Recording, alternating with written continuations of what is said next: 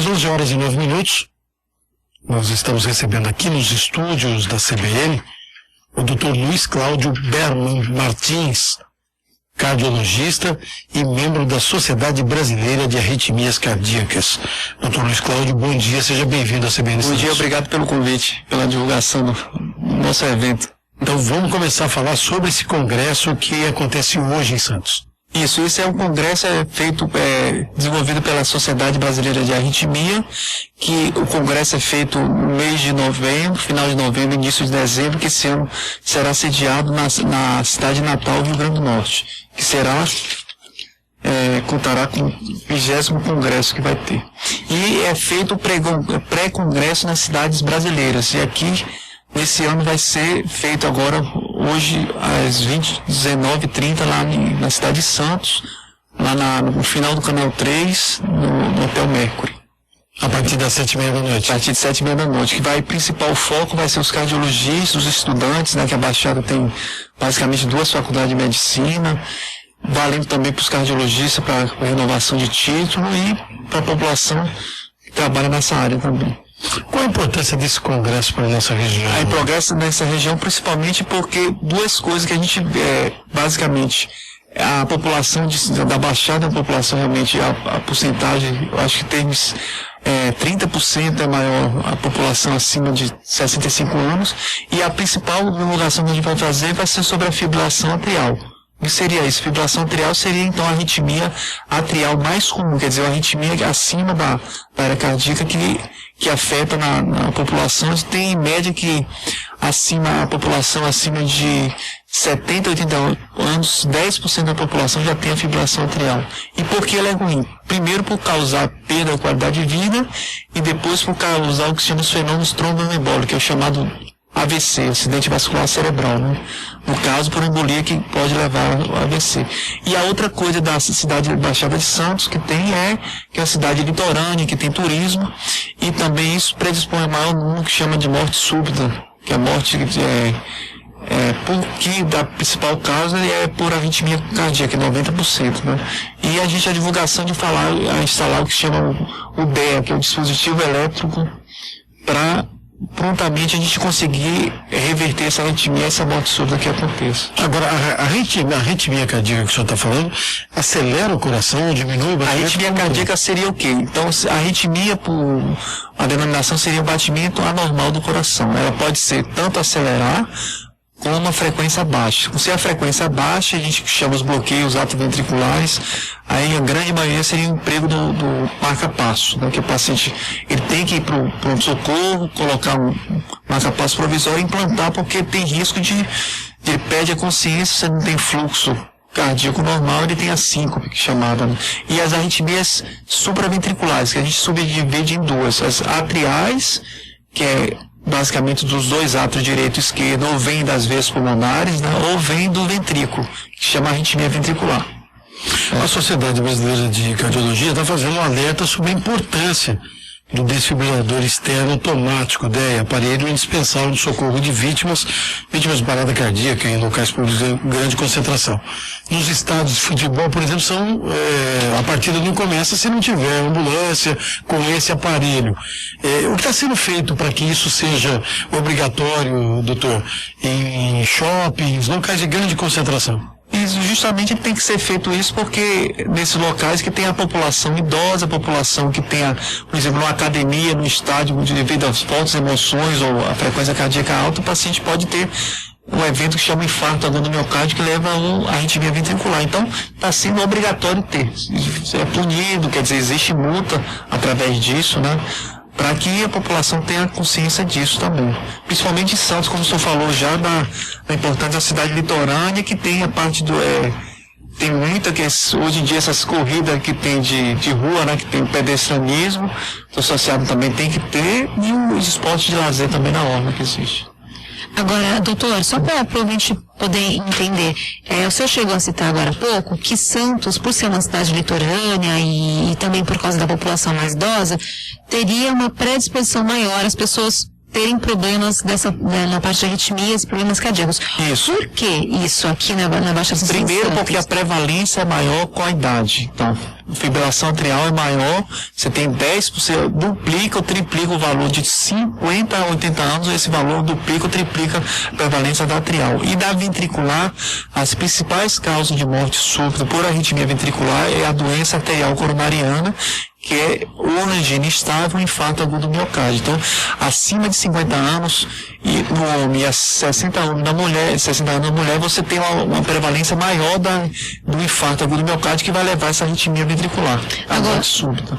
E com a prática do esporte, se a pessoa, que a grande maioria das pessoas, infelizmente, não existe aquela obrigatoriedade de você fazer um exame prévio para praticar um esporte, para você correr. Por exemplo, uma corrida de pedestrianismo, não é todo mundo que se inscreve que já vai mostrando que você já tem o exame físico normal para você correr.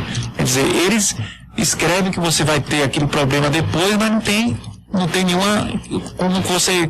Uma exigência para poder participar. Seria até um incentivo para fazer esse sentido também. Agora, que tipo de exame as pessoas podem fazer? Basicamente, acima de 35 anos, toda pessoa tem que ter pelo menos um raio-x de tórax, para você ver o tamanho da área cardíaca, e um teste ergométrico. O que seria o teste ergométrico? É o teste simples, que chama teste de esteira ou de bicicleta, que é o paciente ou a pessoa é submetida a aumentar a frequência, chegar ao que se chama frequência submáxima, e através disso você vai monitorando a pressão arterial para ver se existe queda. Queda quer dizer que você às vezes tem uma disfunção cardíaca ou apareça arritmias, seriam as arritmias ventriculares, e alteração eletrocardiográfica, que você sugeriria que existe obstrução das artérias. E aí faz exames mais complexos para poder identificar. Aí, a partir disso, você suspeita, você daria o que é entrando na arritmia. Você faria aquele eletro de 24 horas que se chama o Holter, faria um ecocardiograma, que é o ultrassom cardíaco mais específico para você ver a motilidade cardíaca e ver as válvulas como está associado, e mais tarde você faria um exame específico que a gente faz no serviço da gente, que é o estudo eletrofisiológico, que é o exame mais minucioso ainda, que a gente vê com o sistema de condução e se existe arritmia associada durante o estudo eletrofisiológico. Então, é o do básico partindo para isso. Agora, as pessoas, elas cuidam bem do coração ou não? As pessoas não cuidam bem do coração. E o que seria necessário? Necessário ter o cardiologista do próprio, que ele vai para o cardiologista e faz os exames prévios para ter isso. A partir de 35 anos? Não, a partir de qualquer idade. Hoje em dia, a gente tem aquela cultura americana, né, que infelizmente do McDonald's, da comida rápida, tudo aquilo, a taxa de gordura, tudo aquilo é maior, então isso tem uma predisposição maior. E a gente, infelizmente, herda isso, e a consequência que tem isso, que aumenta o nível de colesterol, de triglicéride, diminui a atividade física. Então tudo isso são fatores que vão combinando com a doença coronariana social. Estilo de vida, então, influencia muito. Influencia muito, bastante. Agora, o senhor chegou a citar a questão de atividade física. Ela é importante, mas antes da pessoa começar a fazer, ela tem que procurar um cardiologista? Tem que ser procurado um cardiologista. E aí, uma caminhada, por exemplo? Até a caminhada também, que às vezes a pessoa começa a caminhar meia hora, uma hora e pouco, aí chega na praia, um dia tá frio, depois vai pro calor, aquela temperatura, tudo isso está associado também. Não pode ter exagero, não. Não pode, mas às vezes tem aquela competição, tem que ser igual a outra pessoa, tem que fazer aquilo, você quer se superar e acaba você não tendo um parâmetro suficiente.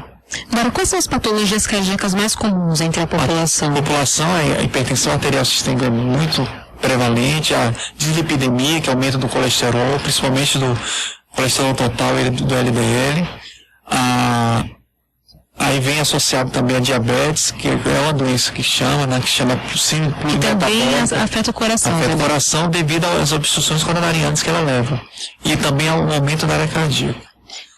E no Brasil, em geral, existe o que chama doença de Chagas, só que no nosso meio não é tão prevalente aqui na Baixada Santista. No meio urbano é mais... Se você vai para o interior de Minas Gerais, aquela cidade sul, Bahia, ainda existe isso. E é causa muito frequente de morte súbita nessas regiões. Mas também, não tem aqui, mas tem muita gente que vem, nasceu... O pai, como é que morou naquela época, quando chega aqui a gente pega pacientes que têm doença de Chagas, porque já morou naquela época de casa de taco, tudo aquilo, a gente acaba tendo essa doença também na região. Não porque nasceu aqui, mas por causa da epidemiologia que é positiva por trazer eles. Doutor, o que o senhor achou a sua opinião sobre a nova lei que regulamenta o exercício da profissão da medicina. Quero um ato médico, essa aprovação. Como é que o senhor analisa essa lei? Tem que ficar 2 meses no... Não, esse é o médico, é o mais médico, né? É onde determinou que o diagnóstico não é exclusivo do médico. A nova lei sancionada pela presidente Dilma Rousseff não chegou a atingir nada os médicos. Eles estão fazendo agora, teve até a campanha do Conselho Regional de Medicina para divulgar, para ser contra essas leis. Eu acho que tem que ser mais. Foi nisso, teve o decreto, está se começando agora a negociar as coisas, né? Não existe ninguém certo e ninguém a favor também, porque a pessoa já entrou em medicina.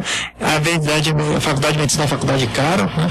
Hoje em dia, para ter acesso a uma faculdade que seja pública, só quem entra realmente é quem estuda muito, e para estudar você tem que ter um curso alto, então quem tem dinheiro realmente, quem entra numa faculdade pública não é quem tem dinheiro, é quem fez uma boa formação em colégio, um colégio particular caro, e que faça um curso importante. Então, e quem faz a medicina nessas particulares, a média, o valor era de 3 a 5 mil reais. Então, aí você já tem um custo mensal de 5 mil reais, depois termina a medicina, e depois não tem incentivo para continuar, quer dizer, fica uma coisa meio antítese isso que existe.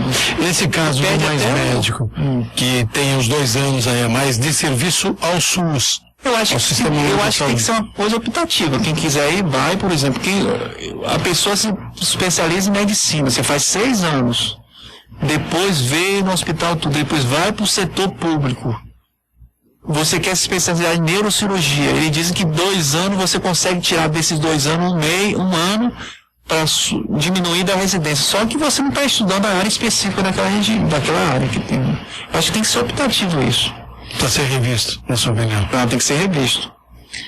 Doutor, falando ainda da realidade dos médicos, o senhor que trabalha, está nessa área, o médico hoje ele não tem muito incentivo mesmo para a profissão. A gente já viu, o presidente do Sindicato dos Médicos esteve aqui, falou da falta de estrutura nos hospitais, não se encontra. Como é que o senhor vê isso? O senhor é indo daquela região, o senhor é formado pela Universidade da Bahia, isso. Então lá o senhor tem muito disso, lá o senhor vê a falta de médicos nas cidades, carência da população com relação à saúde? Tem falta de médicos realmente, né? É focado mais no salário, das condições de trabalho também, né? Porque não é só a presença do médico, precisa ter estrutura. Né? Tem que ter estrutura, Hoje em dia o Brasil, tecnologicamente, a gente já chega, pareia a Europa, Estados Unidos, só que a estrutura em si não é tão preparada. E não é só a estrutura, também a equipe de enfermagem, a equipe de auxiliar de enfermagem, a ambulância, o transporte, os procedimentos específicos existem, o pagamento em si desse valor. Quer dizer, hoje em dia os planos de saúde também a gente tem a dependência do plano de saúde, você não tem aquela autonomia tanto que era antes, né? Você tem que foi a briga hoje do CRM, conseguiu correr atrás disso, né? Quer dizer, o médico em si ele tem que ser bem pago porque ele estuda muito, ele tem que estar atualizado. Ninguém vai para um médico que não se especialize, que não estude, vai para um congresso fora, vai para um curso, só que isso custa anos, né? Na sua área específica, com relação ao plano de saúde, o senhor já enfrenta problemas quando precisa de exames mais caros? Às vezes enfrenta, sim. O senhor tem limitações para a sua parte? Existem limitações, às vezes não se autoriza certos exames aqui na Baixada, tem que ser feito fora às vezes. E como é que fica o médico nessa situação, doutor? O médico tem que expor isso para o paciente, infelizmente, ele tem que correr atrás do plano de saúde sobre isso. Ele quer dar a melhor assistência, mas só que não tem como ver, ele tem que... Não é um problema do médico, o problema a gente ficou a mercê realmente do plano de saúde que tem. Agora, no SUS também isso acontece. No SUS acontece também. Eu trabalho na Santa Casa, pelo menos na parte de Macapá, a gente consegue, pela briga do doutor, do coordenador do curso, que vai ser o doutor César Augusto Conforte, realmente, hoje teve aquela briga, ele conseguiu lá com a parte da infantil, para ver o governador, vai ter o negócio da UTI. Vai ser a UTI neonatal cardiológica. O cardiológico está lutando através disso. Eu faço parte do grupo dele, fui chamado para trabalhar, né? Ele vai ser o coordenador da gente, então essa luta é grande. E eu também, um ambulatório que a gente faz de arritmia, de marca-passo, a gente, graças a Deus, consegue fazer um implante de marca-passo pelo SUS lá na Santa Casa, isso já é uma coisa muito boa, mas no caso que se chama estudo eletrofisiológico, que é a ablação. A gente não consegue até hoje, não foi credenciado a Santa Casa de Santos. Quer dizer, que é uma referência, eu tenho de 80 a 100 pacientes esperando fazer a ablação, que tem risco de vida, a gente não consegue porque não tem o credenciamento ainda. E o que seria a ablação? Só para seria um estudo eletrofisiológico, seria a colocação do catéter por meio de veias, e através desse catéter a gente vai tentar a indução da arritmia e cauterizar o local que gera a arritmia. Porque medicações não conseguem abolir esse tipo de arritmia, só através de cauterizações, que se chama ablação. E o que precisa conseguir, doutor? Precisa credenciamento do SUS na região, na Baixada que tem. E o SUS ainda não providenciou? Não, eles estão correndo atrás sobre isso, né? Mas se a gente tivesse, seria uma grande coisa também para a região. Né? E nenhum hospital da região tem autorizado pelo SUS, isso? Pelo SUS, para o estudo eletrofisiológico, não. Então, quando precisa, tem que ir para outra região. Tem que ir, a gente tem uma fila, tem que ir para São Paulo. Agora, doutor, a população é que mais sofre com isso, né? A população é que mais sofre. Os médicos, a gente vê boa vontade dos médicos em trabalhar, se a gente faz procedimento, a gente quer fazer procedimento. Se tiver mais, quando tiver mais, a gente vai estar atuando na área. Só que tem coisa que não depende só da gente também. Isso tira a motivação um pouco, doutor, às vezes? Às vezes tira a motivação, mas você tem como se fosse, um grande feito pra gente seria conseguir isso, mas já é uma coisa a mais. Que o médico em cima, nenhum médico que a vida toda só trabalhar com particular, ganhar as particulares, isso não existe, né?